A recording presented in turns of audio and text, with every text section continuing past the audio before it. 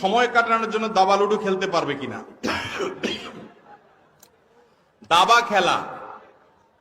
খেলা এটার ব্যাপারে হাদিসে পরিষ্কার নিষেধাজ্ঞা আছে। স্বামী খেলুক, স্ত্রী খেলুক, যেই খেলুক, সবার জন্য নিষেধাজ্ঞা সমানভাবে, এটা জায়েজ নাই।